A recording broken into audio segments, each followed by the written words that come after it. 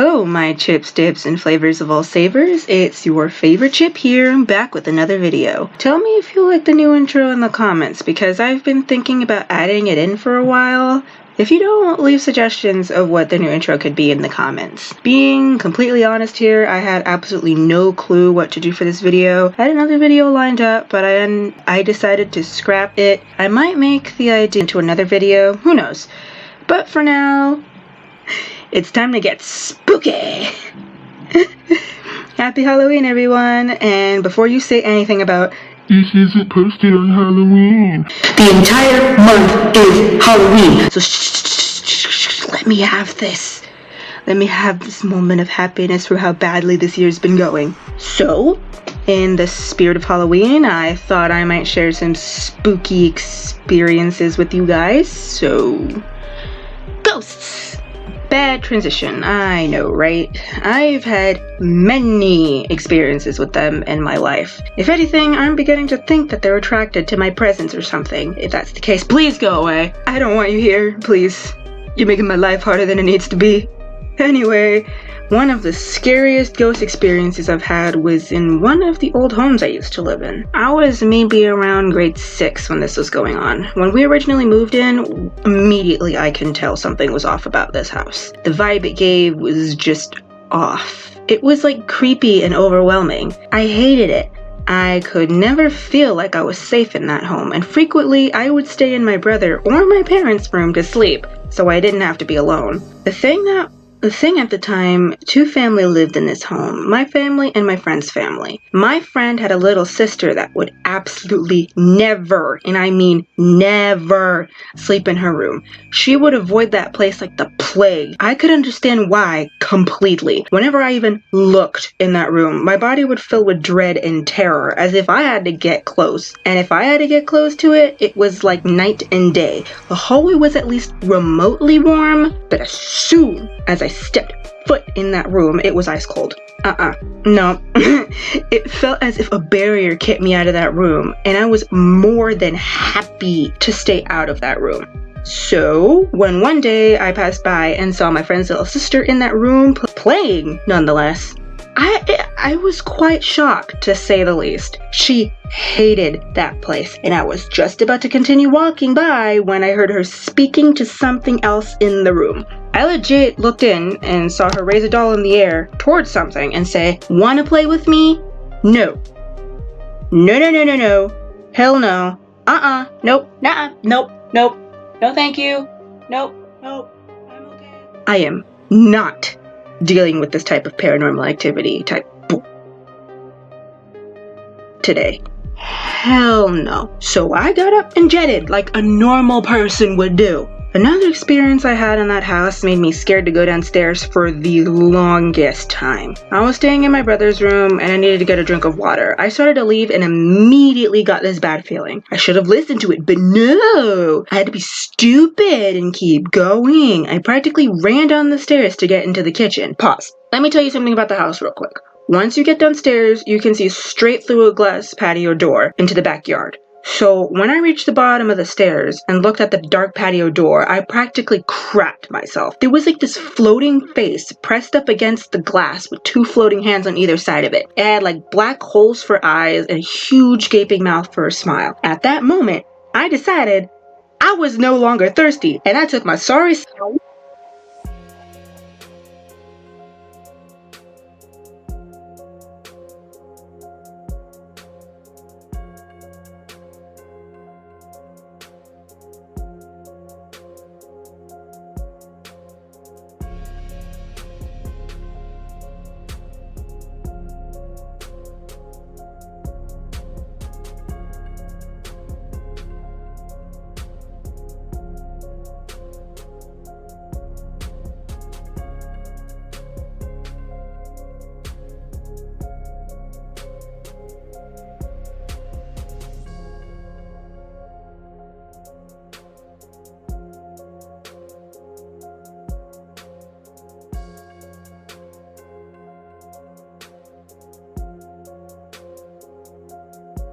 back upstairs and into my brother's room because I am not dealing with that crap. Nope.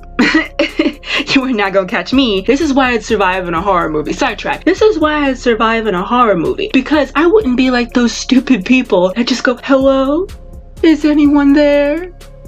I have a knife. I could defend myself. No, I am getting myself out of the door to the nearest car and leaving. Has nobody ever thought about that? Just leave. Please, just leave. Just leave the place. Like, you're gonna sit there and you're gonna become a sitting duck for, like, the killer to come and kill you. That is stupid. Why don't you just get up and leave? I know it's because, like, the plot needs to keep going and blah, blah, blah, but just leave. It's a lot easier that way. The movie will end really quick. And plus, it's bound to be where it's just rules of horror movie. Don't be horny. Don't go into, like, rooms alone. Always have a buddy with you and don't split up. Why would you ever split up in a horror movie? That's just stupid. I got sidetracked off of the script I was supposed to be reading. Wow.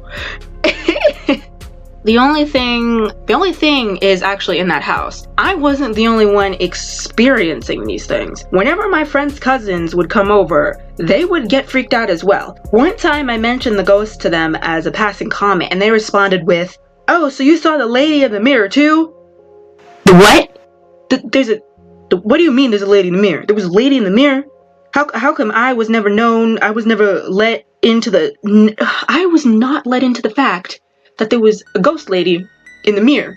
I did not like that bathroom ever since. No, you are not going to tell me that there is a ghost lady in the mirror and have me not freak out every time I go into the bathroom. That's just stupid. You can't expect me to. I am the scaredest scaredy cat there is. Like, I'm not even gonna lie, I am scared of everything. So if you tell me that there's some demon ghost lady in the mirror, in the bathroom, I am not stepping foot in that bathroom. I will go to a different bathroom. I would rather pop a squat in a bush than stay in a bathroom with a demon lady. It's just called survival of the fittest, like.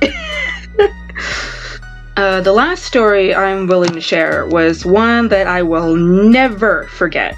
The fear ingrained in my mind was something I will never forget. It'll never leave me, and the absolute dread that just filled me is something I will always remember. I was once again sharing a room with my brother. At that point, my parents have moved my bed into his room so I wouldn't be scared anymore, so now it's like a shared room. I had one half, he had the other half. It was like great. We just kind of like vibed. It was awesome. Anyway, I woke up in the middle of the night to the feeling of something watching me. I had experienced this before in that home, but in this time, it was different. It didn't really feel threatening like it normally would. Like, most of the time, it would feel as if I'm about to get attacked, or I'm about to get, like, mauled by some weird demon creature, but it felt comforting in a way, and it was weird that it felt, thank you, motorcycle, wow. Can you shut up? It was something new, something different. I had no idea that I could feel safe in that house. That sounded really bad. Let me rephrase that. I didn't know that a ghost could not make me crap my pants in that house. I didn't even really know.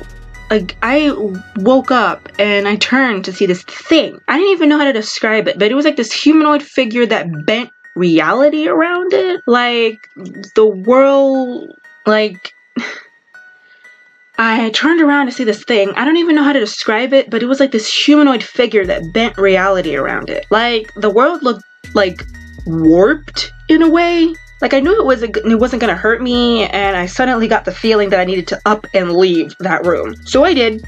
I stood up, made sure my brother didn't wake up because he's, like, a light sleeper, and I began to make my way to the door. But as soon as I opened the door, that stupid, godforsaken door, I wish I didn't. Because what I saw, I could never forget what I saw when I opened that door. This thing was standing in the hallway just a few feet away from the stairs, and God, the amount of fear that coursed through my body then was like completely unimaginable. I have never felt that scared in my life, and I haven't felt that scared since. Literally, I have not. I genuinely felt like I was in danger, and that's the thing, and that's it. I knew that thing was, if it caught me, it was going to hurt me. It was tall. Wait, let me describe this for a second. It'd probably be better for you to actually get the vibe of the spooky if I actually describe the thing to you, isn't it? It was tall, lanky, and it was bone thin. It had like this dark gray skin, and it stretched over its bones tightly as it cracked every time it moved. It cracked. It was like, like it cracked. Like it was like... That was a horrible cracking impression. But it cracked every time it moved. Its head was like upside down and wore like this weird mask with tassels on the side of it. When it made its way towards me, it dropped down on all fours and like this almost twisted way. It looked like if a body went through a Laffy Taffy machine and then got put through a car crash and then just gave up on life. That's what it looked like. But its head swiveled upright to look at me with this sickening crack, like it was like, and at that moment, I knew I had to book it. Like I just ran. I just jetted. You know when that fight or flight kicks in, when you blink and you realize that you're suddenly down like a flight of stairs.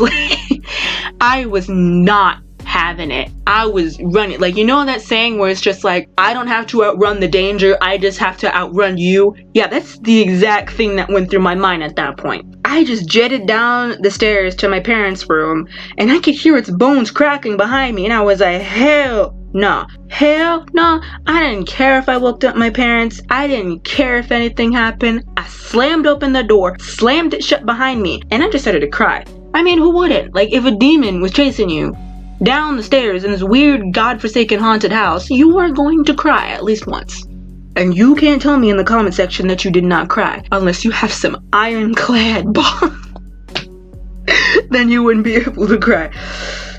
But we eventually managed to move out of that place a while later, and we learned that one of the old people that lived in that house way back did voodoo. Like, there's nothing wrong with voodoo. Like, that's your religion and everything, but like, could you like not leave whatever you left in the house, please? Because I need to sleep.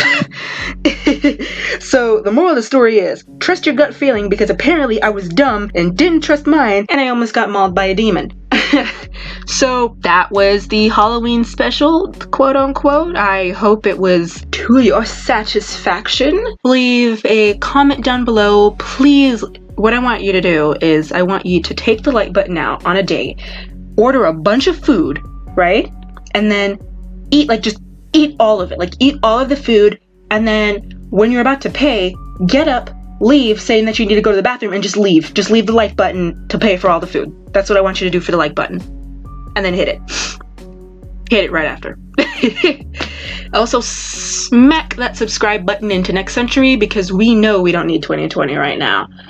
I hope you check my other social media. I'm pretty sure they're going to be linked in the description. Hopefully I don't forget that. And have a happy Halloween. Don't do drugs, kids.